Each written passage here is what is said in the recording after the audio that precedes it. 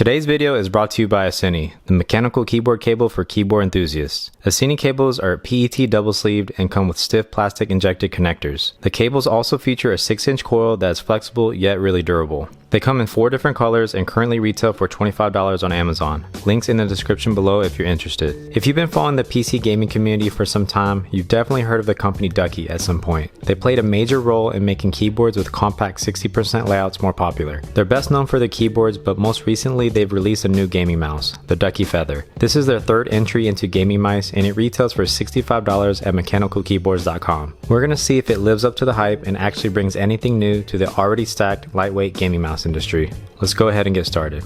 Inside the box you have the Ducky Feather itself, 2 different sets of replacement PTFE feet, a quick start guide, and the product warranty card. Here's my first impression of Ducky's latest mouse, and I have to say, it's as light as a feather. On a real note, the Ducky Feather really is a lightweight mouse and has a great shape. It's a clone of the already proven Zowie FK2, which I don't have at the moment, but we'll be comparing the Feather against some of the best in this lightweight gaming mouse segment. The Glorious Model O, the Endgame Gear XM1, and the Razer Viper. One of the first things that I noticed about this mouse is its size. The Feather weighs in at 68 grams on my scale, although Ducky advertises it at 65 grams with no cable. It has an overall length of 124 millimeters, a width of 59 millimeters, and a height of 36 millimeters. The height was one of the most distinct differences for me. Both the Viper and the Model O have their hump located along the center of the mouse, while the XM1 is located further back. The Feather has the shortest height and the hump is also more flat than the other mice. Because of that, I wouldn't recommend it for most users with palm grips unless you happen to have really small hands. And you know what they say about small hands. My hands are 18.5 centimeters long and 10 centimeters wide, and the Ducky Feather is perfect for fingertip and claw grip, which is my personal preference. The Feather has an outer shell made of ABS plastic that is lightly textured. Though the shape is similar to the Zowie FK2, the Feather does have a unique design compared to it and other mice in the gaming industry. The build quality here is superb. There is very little give no matter where you press in on the mouse. The sides sport some cutout holes that we're starting to see more and more on other lightweight gaming mice, but the Feather also incorporates a solid grip that is nicely textured. I don't find it as comfortable as the rubber panels on the Viper, but it is quite grippy. Your fingers don't actually make contact with the cutout holes on the sides, so I think it's mostly for reducing weight and aesthetics. You can even see the mouse switches through them, which I think is a pretty nice touch. On the bottom of the mouse you have several controls. One thing that Ducky has long been known for with their keyboards is the use of onboard controls with no software. They continue that trend with their new Feather mouse. You can adjust the lift-off distance with the switch along the left side. This adjusts the point at which the mouse stops tracking when picked up. On the right side you have a switch to adjust the pulling rate. For competitive gameplay, I wouldn't recommend going any lower than 500 Hz as the input lag might be a bit more noticeable. You can change the DPI settings with the button towards the bottom, and there are 7 different preset values. Personally, I found this button to be pretty small and hard to depress. I also wish that I was able to adjust and delete profiles. I typically use just 2 DPI settings, 400 and 1200. 1200 isn't even available. I can make do with 1600, but it gets old having to cycle through several other profiles when I switch from productivity to gaming. At least the scroll wheel matches the DPI color profile when cycling through the modes, so you can hold the mouse upright and know where you're at while you're switching. The Ducky Feather is ambidextrous with side buttons on both sides. By default, the mouse is in right hand mode and the 6th and 7th buttons are disabled. To switch to left hand mode, you will first need to hold the 6th mouse button and middle scroll wheel button for 3 seconds. The mouse will then flash white light 2 times. After this, hold the 6th button for 3 seconds and you will see the LEDs blink red. Finally, press the left mouse button and the right mouse button to complete the switch to left-handed mode. The PTFE feet are very smooth, glide well, and are only going to get better with time. They currently occupy each corner and around the sensor. Ducky was kind enough to include an additional set of replacement feet, as well as a larger set if that's more your taste. Either way, replacing the feet should be a breeze, and if you look closely, there are already notches in place for each set, so you don't have to worry about these coming off prematurely. Now let's go ahead and talk about the sensor.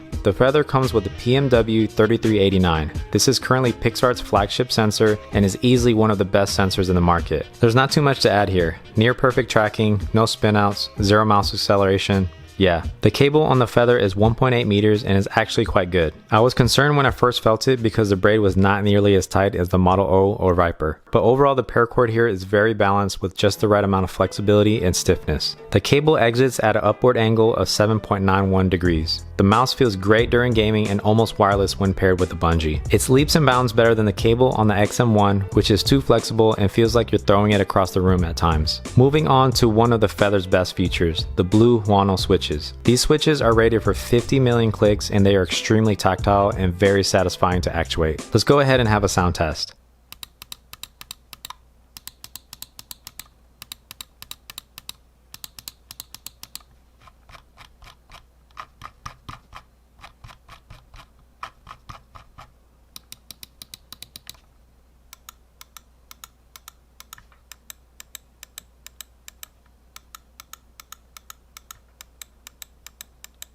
The clickiness on these Huano switches are almost reminiscent of clicky switches that you might find on some keyboards. Compared to the Razer's optical switches in the Viper and the Omrons in the Model O and XM1, the Huanos in the Ducky Feather are a bit on the heavier side. There is very little pre and post travel. Nevertheless, these feel absolutely amazing and I haven't grown tired of clicking them. Let's talk about the scroll wheel. I can sum this part up in one word: balanced. The tactility on the scroll wheel isn't as strong and heavy as the XM1 or Viper, and it isn't as light as on the Model O. It strikes a fine balance between all of these mice. The wheel isn't loose or rattly, it's pretty tight, and the scroll action is very smooth, unlike the grittiness and inconsistency I've experienced with both of my Model O and Model D mice.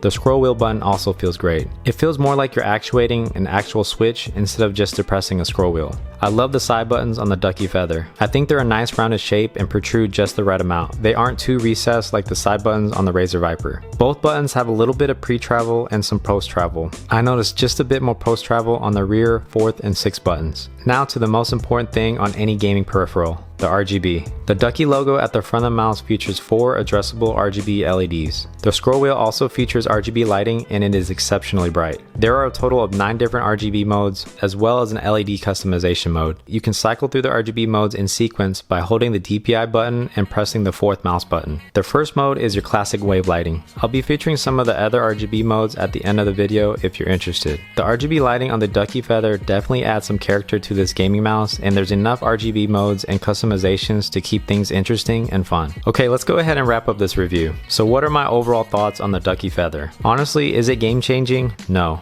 But is it a great mouse? For sure. I spent a lot of time gaming with the Ducky Feather and it clearly holds its own and does well against other powerhouses in wired gaming mice. I tend to claw grip when I game and it suits my playstyle perfectly. Whether it suits you or not is going to depend entirely on your own individual preference and hand size. When it comes to cons, I do have a couple. There is a decent amount of play with the left and right mouse buttons. More play on the left compared to the right on my copy. Thankfully, it doesn't impact my gameplay at all, but hopefully it doesn't get worse. Only time will tell. The other thing is, I wish you could adjust the brightness of the LEDs. I like that the scroll wheel is as bright as it is, but the brightness is definitely disproportional to the LEDs and the Ducky logo. Some nitpicky stuff, but just something worth noting. Other than that, there's so much to like about the Ducky Feather, and I highly recommend it. It has a solid cable, a balanced scroll wheel, some awesome switches, a great shape, and a top optical sensor. It's also as light as a feather. Oh no, you did. I didn't say it. Yes, you did. If you guys are interested in the mouse and would like to support the channel, you can use my code LittleRiceMuncher at mechanicalkeyboards.com or purchase using my affiliate links in the description below. As always, if you have any questions at all, go ahead and drop a comment and I'll get back to you as soon as I can. If you enjoyed the video, hit that thumbs up button and support the channel by subscribing. I gotta go eat some rice. I'll catch you guys on the next one. This is Little Rice Muncher Gaming, signing off. Thanks.